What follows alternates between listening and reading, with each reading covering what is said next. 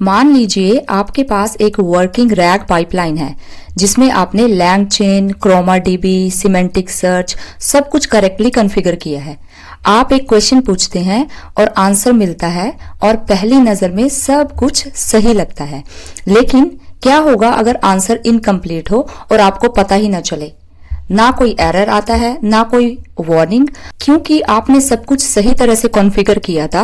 तो LLM answered confidently, but the problem was that it only got half the context it needed because the relevant information was split across two chunks and retrieval only returned one of them. इसी problem को chunking problem कहते हैं और production rag systems में ये सबसे common silent failure है। आज हम इसी प्रॉब्लम को फिक्स करेंगे। 3 डिफरेंट चंकिंग स्ट्रेटजीज कवर करेंगे। एक डॉक्यूमेंट के साथ सेम क्वेश्चन के साथ हम डिफरेंट स्ट्रेटजी को ट्राई करेंगे और आप खुद देखेंगे कि सिर्फ टेक्स्ट को स्प्लिट करने के तरीके को बदलने से फाइनल आंसर कितना चेंज हो जाता है। कोड लिखने से पहले मैं आपको एग्जैक्टली दिखाना चाहती हूँ कि चंकिंग किस तरह से साइलेंटली एक रैग पाइपलाइन को ब्रेक कर सकती है। मान लीजिए एक डॉक्यूमेंट है जिसमें ऑथेंटिकेशन लॉकआउट पॉलिसी एक्सप्लेन की गई है। रेलिवेंट इंफॉर्मेशन 3 सेंटेंसेस में स्प्रेड है। पहले बताया गया है कि फेल्ड लॉगिन अटेम्प्ट्स लॉग होते हैं, फिर 5 फेल्ड अटेम्प्ट्स के बाद आईपी ब्लॉक हो जाता है और तीसरे सेंटेंस में लिखा है कि ये ब्लॉक 15 मिनट तक रहता है। अब इमेजिन कीजिए कि आपका चंक सिर्फ 200 कैरेक्टर्स का है। पहले 2 सेंटेंसेस एक चंक में हो जाते हैं, लेकिन तीसरा सेंटेंस जिसमें 15 मिनट ड्यूरेशन की डिटेल दी गई है वो नेक्स्ट चंक में चला जाता है। अब यूजर क्वेश्चन पूछता है कि what happens after 5 failed login attempts. Retriever पहला चंक रिट्रीव कर लेता है, इसलिए LLM को लॉगिंग और आईपी ब्लॉक के बारे में पता चल जाता है, लेकिन 15 मिनट ड्यूरेशन वाला कंटेक्स्ट उसे मिलता ही नहीं। रिजल्ट क्या होता है? या तो आंसर इनकम्प्लीट होगा और या फिर LLM कॉन्फिडेंस के साथ गेस कर देगा। और इंटरेस्टिंग बात यह है कि पाइपलाइन टेक्निकली फेल ही नहीं हुई। रिट्रीवर ने सही सेक्शन फाइंड किया, LLM ने भी अपना काम किया। प्रॉब्लम थी चंकिंग, जिसने कंप्लीट कंटेक्स्ट मॉडल तक पहुंचने ही नहीं दिया। इसीलिए चंकिंग कोई ऐसी कॉन्फ़िगरेशन नहीं है जो एक बार सेट करके भूल जाएं। ये वो डिजाइन डिसीजन है जो डिसाइड करता है कि आपके वेक्टर स्टोर में कंप्लीट इंफॉर्मेशन कभी रिट्रीव हो सकती है या नहीं। अब मैं आपको चंकिंग के 3 डिफरेंट अप्रोचेस दिखाती हूँ और एग्जैक्टली ये भी दिखाती हूँ कि हर अप्रोच का आउटपुट कैसे चेंज होता है। चलिए प्रोजेक्ट स्ट्रक्चर देखते हैं। मेरे पास डॉक्स में auth मॉड्यूल txt है। ये थोड़ा सा एक्सटेंडेड फाइल है क्योंकि शॉर्ट्स डॉक्यूमेंट चंकिंग प्रॉब्लम्स को हाइड कर देते हैं, क्योंकि उनमें अक्सर पूरा कंटेक्स्ट एक ही चंक में फिट हो जाता है। तो ये फाइल मैंने थोड़ी सी एक्सटेंड करी है। दूसरा है हमारे पास चंकिंग compare.py। इसी फाइल में हम सेम डॉक्यूमेंट के against 3 different chunking strategies run करेंगे और चंक बाउंड्रीज भी प्रिंट करेंगे ताकि हम क्लियरली देख सकें कि हर स्ट्रेटजी टेक्स्ट को एग्जैक्टली कहां से कट कर रही है। चलिए हम चंकिंग स्ट्रेटजीज कवर करते हैं 1 by 1। फर्स्ट स्ट्रेटजी है fixed size chunking. Fixed size chunking बिल्कुल अपने नाम जैसा ही है। आप एक नंबर चूज करते हैं, मान लीजिए 2000 और 200 कैरेक्टर्स, और हर 200 कैरेक्टर्स पर टेक्स्ट को कट कर देते हैं। इस स्ट्रेटजी को सेंटेंसेस, पैराग्राफ्स या टेक्स्ट के मीनिंग से कोई लेना देना नहीं होता, बस कैरेक्टर लिमिट हिट हुई और वो हार्ड कट कर देता है। ये सबसे सिंपल चंकिंग स्ट्रेटजी है और इसी वजह से ये सबसे ज्यादा चांसेस रखती है कि किसी इंपॉर्टेंट इंफॉर्मेशन को बीच में कट कर देगी। अब सवाल आता है कि अगर ये इंफॉर्मेशन को बीच में से कट कर देती है तो ये स्ट्रेटजी कब अच्छा काम करती है? ये तब अच्छा काम करती है जब ऑलरेडी डेटा हाईली स्ट्रक्चर्ड हो, जैसे लॉग्स, CSV रोज या फिक्स्ड फॉर्मेट रिकॉर्ड्स, जहां हर रिकॉर्ड ऑलरेडी एक सेल्फ कंटेंट यूनिट होता है। लेकिन नेचुरल लैंग्वेज डॉक्यूमेंट्स के लिए ये अप्रोच काफी वीक हो सकती है, क्योंकि मीनिंग अक्सर मल्टीपल सेंटेंसेस और पैराग्राफ्स में फ्लो करता है, और अगर हार्ड कट उस फ्लो के बीच में आ जाता है तो इंपॉर्टेंट कंटेक्स्ट 2 अलग अलग चंक्स में स्प्लिट हो सकता है। Let's see fix size chunking in action. इस स्ट्रेटेजी में हमने सिर्फ एक फंक्शन डिफाइन किया है जो कि 2 पैरामीटर्स को पास कर रहा है। ये पैरामीटर्स सबसे ज्यादा इंपॉर्टेंट हैं। चंक साइज डिसाइड करता है कि हर चंक कितना बड़ा होगा और ओवरलैप डिसाइड करता है कि एक चंक नेक्स्ट चंक के साथ कितना टेक्स्ट शेयर करेगा। Character text splitter LangChain का सबसे बेसिक फंक्शन है। ये कह सकते हैं कि सबसे डम्ब स्प्लिटर है। यहाँ separator equal to double quotes का मतलब है कि कोई सेपरेटर यूज ही नहीं हो रहा। इससे स्पेसेस, सेंटेंसेस या पैराग्राफ्स में कोई फर्क दिखाई नहीं पड़ता। ये सिर्फ कैरेक्टर्स काउंट करता है और लिमिट आते ही टेक्स्ट को कट कर देता है। बस इतना ही हो रहा है। चलिए इसे रन करते हैं। तो देखिए इसने ऑथ मॉड्यूल को 9 चंक्स में स्प्लिट किया है और ईच चंक 200 कैरेक्टर्स का है। तो चलिए हम 9 को नहीं कंपेयर करते, फर्स्ट और सेकंड को देखते हैं।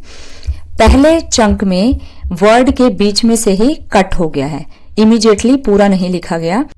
अब चंक 2 की बिगिनिंग देखिए, ये प्रीवियस सेंटेंस के टेल एंड से स्टार्ट हो रहा है। अगर रिट्रीवर सिर्फ चंक 2 को रिटर्न करता है तो एलएलएम एक सेंटेंस फ्रेगमेंट से आंसर स्टार्ट करेगा। उससे ये कंटेक्स्ट कभी मिला ही नहीं कि रिजेक्ट हुआ क्या था और क्यों हुआ था, क्योंकि रिजेक्शन वाला सेक्शन यहाँ पे है और वेरिफिकेशन वाला सेक्शन यहाँ पे है। कंसिस्टेंटली ये स्प्लिटर टेक्स्ट को गलत तरीके से स्प्लिट कर रहा है, कट कर रहा है और उसको आगे वाले में टेल के एंड में उसको जोड़ रहा है। तो ये कंसिस्टेंट बिहेवियर है टेक्स्ट स्प्लिटर का, क्योंकि उसको कुछ ध्यान ही नहीं है कि सेंटेंसेस क्या है, पैराग्राफ्स क्या है और उनके मीनिंग क्या है। Moving on to our next strategy which is recursive character splitting. Recursive character splitting वही स्ट्रेटेजी है जो हमने पिछले वीडियो में यूज की थी, लेकिन मैंने उस वक्त ये एक्सप्लेन नहीं किया था कि ये इंटरनली कैसे काम करती है। अब उससे डिटेल में समझते हैं। ये एक लिस्ट ऑफ सेपरेटर्स को ऑर्डर में ट्राई करती है। जैसे कि सबसे पहले डबल न्यू लाइंस पर स्प्लिट करने की कोशिश करती है, यानी पैराग्राफ ब्रेक्स पर। अगर पैराग्राफ्स ब्रेक अभी भी चंक साइज से बड़ा हो तो सिंगल न्यू लाइंस पर ट्राई करती है। अगर वो भी काफी ना हो तो स्पेसेस यानी इंडिविजुअल वर्ड्स पर स्प्लिट करती है। और लास्ट रिजॉर्ट में अगर कोई ऑप्शन नहीं बचता तब इंडिविजुअल कैरेक्टर्स पर स्प्लिट करती है। यही इस स्ट्रेटेजी का सबसे इंपॉर्टेंट डिफरेंस है compare to fixed size chunking. ये जहां तक पॉसिबल हो नेचुरल लैंग्वेज बाउंड्रीज को रिस्पेक्ट करती है और सिर्फ तब हार्ड कट करती है जब कंटेंट इतना बड़ा हो कि किसी और तरीके से चंक के अंदर फिट ना हो। तो रिकर्सिव चंक्स हमारा रिकर्सिव कैरेक्टर स्प्लिटिंग फंक्शन है। देखिए पैरामीटर्स बिल्कुल सेम है, चंक साइज एंड ओवरलैप। सिर्फ एक चीज चेंज होती है, वो है स्प्लिटर की अपनी डेफिनेशन। हम यहाँ पे recursive character text splitting use कर रहे हैं। यही फिक्स साइज और रिकर्सिव स्प्लिटिंग के बीच में पूरा डिफरेंस है। ये हर सेपरेटर को ऑर्डर में ट्राई करती है। सबसे पहले double new lines, then paragraph breaks. अगर पैराग्राफ 200 कैरेक्टर के अंदर फिट नहीं होता तो स्प्लिट वही हो जाता है, और अगर पैराग्राफ बहुत बड़ा है तो सिंगल न्यू लाइन ट्राई करती है। अगर वो भी काफी नहीं तो स्पेस यानी वर्ड बाउंड्री पर स्प्लिट करने की कोशिश करेगी। तो देखिए हमने ये सारी चीजें सेपरेटर में डिफाइन की हैं। तो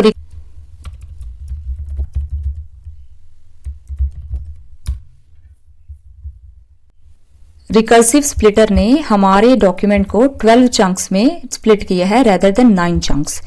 तो देखिए चंक 1 ऑथेंटिकेशन मॉड्यूल, चंक 2 को ध्यान से देखिए। ये पूरा इंटैक्ट पैराग्राफ है। Authentication, the authentication system controls all access to the service. Every request must be authenticated before it's processed. Unauthenticated requests are rejected immediately. सारे सेंटेंसेस कंप्लीट हैं और कोई भी वर्ड बीच में से कट नहीं हुआ। रीजन ये है कि रिकर्सिव स्प्लिटर को ओवरव्यू सेक्शन के एंड में डबल न्यू लाइन मिल गई और उसने वहीं स्प्लिट कर दिया है। Let's compare chunk 9 and 10। Failed attempts and lockout policy. तो यहाँ पे हमारा फेल्ड अटेम्प्ट्स का है, अगले में हमारा लॉकआउट्स पॉलिसी का है। लॉकआउट पॉलिसी अब भी 2 चंक्स में एक तरह से डिवाइड हुई है। चंक 9 में हमारा सेटअप है और चंक 10 में कॉन्सिक्वेंसेस हैं। लेकिन इसे फिक्स्ड चंकिंग से कंपेयर करें, वहां वर्ड के बीच में कट हुआ था, जैसे कि आईपी, एड एटसेट्रा।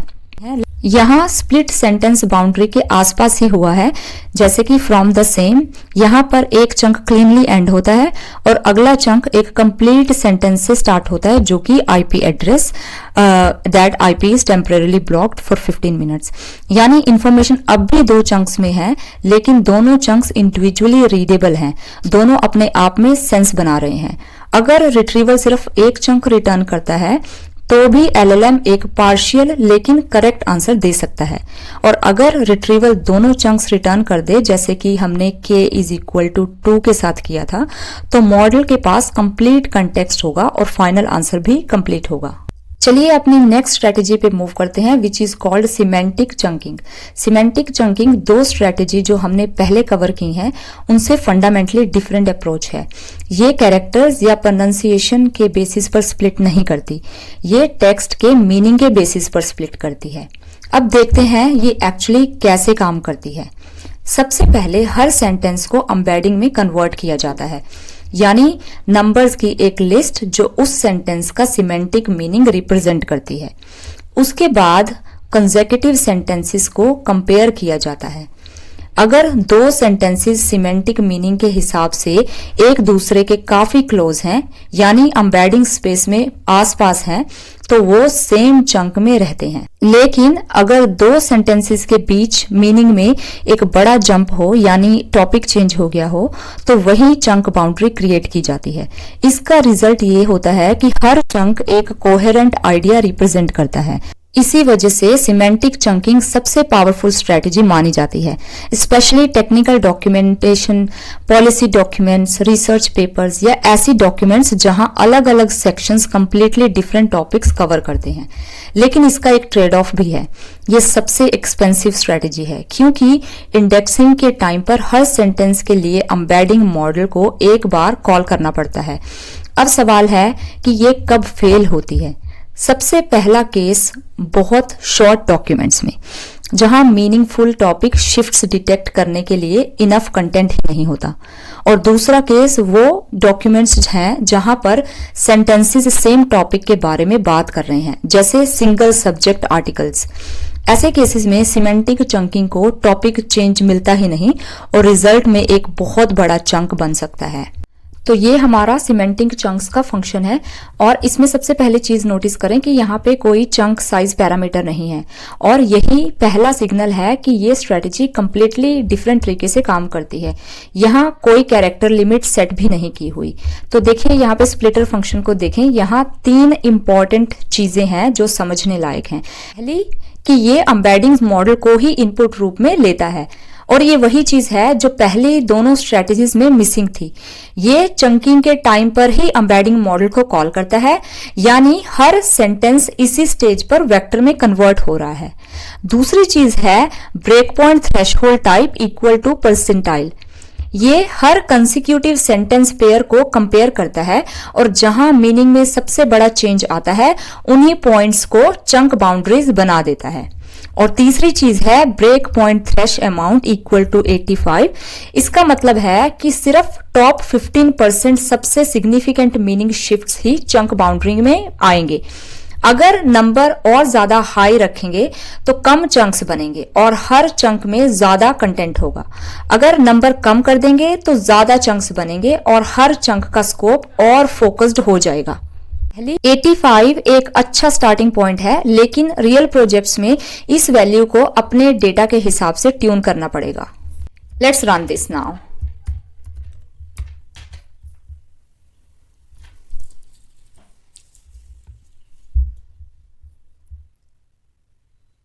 इस बार सिर्फ 4 चंक्स क्रिएट हुए, यानी रिकर्सिव के 12 चंक्स और फिक्स्ड साइज के 9 चंक्स से भी कम।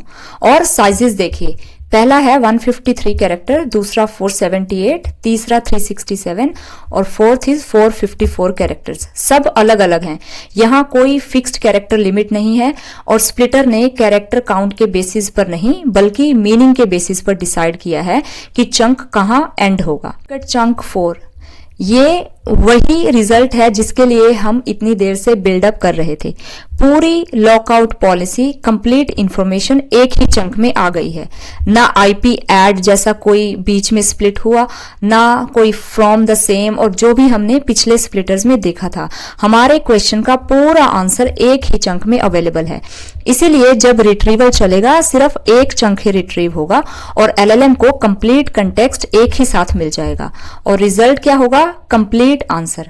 वही अगर हम चंक 2 को देखें जो कि about unauthenticated requests are rejected immediately, इसमें एक ऑब्जर्वेशन ऑनेस्टली मेंशन करना जरूरी है कि सिमेंटिक पॉइंट ऑफ व्यू से ये बिल्कुल रीजनेबल है क्योंकि दोनों टॉपिक्स आपस में रिलेटेड हैं, लेकिन इसका एक ट्रेड ऑफ भी है।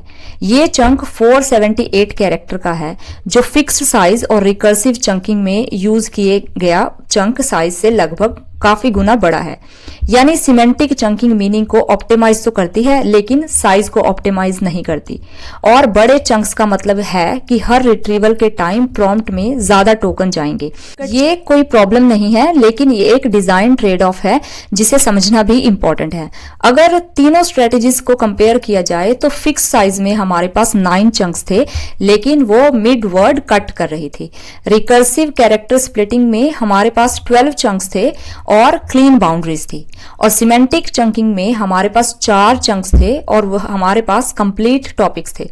अब सवाल आता है कि इन तीनों स्ट्रेटेजीज में से एक्चुअली यूज कौन सी करनी चाहिए। फिक्स्ड साइज चंकिंग को स्ट्रक्चर्ड और यूनिफॉर्म डेटा के लिए यूज करें, जैसे कि लॉग फाइल्स, CSV रोज या फिक्स्ड फॉर्मेट रिकॉर्ड्स, जहां हर एंट्री पहले से ही सेल्फ कंटेन्ड होती है। लेकिन नेचुरल लैंग्वेज डॉक्यूमेंट्स के लिए इसे अवॉइड करना चाहिए। रिकर्सिव कैरेक्टर स्प्लिटिंग को अपना डिफॉल्ट चॉइस बना के चल सकते हैं, चाहे वो PDFs हो, मार्कडाउन फाइल्स हो, डॉक्यूमेंटेशन हो या आर्टिकल्स हो। ये नेचुरल लैंग्वेज बाउंड्रीज को रिस्पेक्ट करती है, फास्ट है और इंडेक्सिंग के टाइम कोई एडिशनल एम्बेडिंग API कॉस्ट भी नहीं होती है। मोस्ट प्रोजेक्ट्स के लिए शुरुआत यहीं से करिए और सिमेंटिक चंकिंग तब यूज करिए जब डॉक्यूमेंट क्वालिटी इंडेक्सिंग कॉस्ट से ज्यादा इंपॉर्टेंट हो, जैसे कि पॉलिसी डॉक्यूमेंट्स, लीगल कॉन्ट्रैक्ट्स या टेक्निकल स्पेसिफिकेशंस, जहां टॉपिक बाउंड्री गलत जगह पे आने से फाइनल आंसर भी गलत हो सकता है। बस इंडेक्सिंग के वक्त एडिशनल एम्बेडिंग API कॉस्ट का बजट रखना पड़ेगा। और अगर लार्ज स्केल पर यूज कर रहे हैं तो कैशिंग के बिना इस अप्रोच को डिप्लॉय मत करिए। और एक एडवाइस है, तीनों स्ट्रेटजीज पर इक्वली अप्लाई होती है। रिट्रीवल रन करने से पहले हमेशा अपने चंक्स प्रिंट करके देखिए, चंक बाउंड्रीज को इंस्पेक्ट करिए और खुद से एक सिंपल क्वेश्चन पूछिए कि अगर रिट्रीवल सिर्फ ये एक चंक रिटर्न करे तो क्या इसमें क्वेश्चन का आंसर देने के लिए इनफ कंटेक्स्ट है।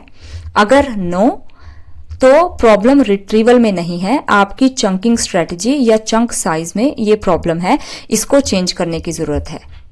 चलिए रैप अप करते हैं। हमने आज 3 चंकिंग स्ट्रेटेजीज पढ़ी हैं। चंकिंग सिर्फ टेक्स्ट स्प्लिट करने का प्रोसेस नहीं है, ये रिट्रीवल क्वालिटी का डिसीजन है। चंकिंग बाउंड्री ही डिसाइड करती है कि LLM को कितना और कैसा कंटेक्स्ट मिलेगा, और LLM किसी बैड चंक को मैजिकली फिक्स नहीं कर सकता। वो सिर्फ उसी इंफॉर्मेशन के साथ काम करता है जो रिट्रीवल उसे प्रोवाइड करती है। अगर एक लाइन में कंपेयर करें तो फिक्स्ड साइज फास्ट है लेकिन डम्ब है, रिकर्सिव बाउंड्रीज के बारे में स्मार्ट है और सिमेंटिक मीनिंग के बारे में स्मार्ट है। अगर आपके रैग आंसर्स इनकम्प्लीट या रॉन्ग आ रहे हैं तो प्रॉम्प्ट चेंज करने से पहले अपने चंक्स को प्रिंट करके देखिए और उनको चेक करिए। अब तक हमारे पास एक कंप्लीट पाइपलाइन है जो डॉक्यूमेंट्स लोड करती है, इंटेलिजेंटली चंक करती है, एम्बेडिंग्स जनरेट करती है, वेक्टर डेटाबेस में स्टोर करती है और रिट्रीवल भी करती है। लेकिन रिट्रीवल अभी भी बेसिक है।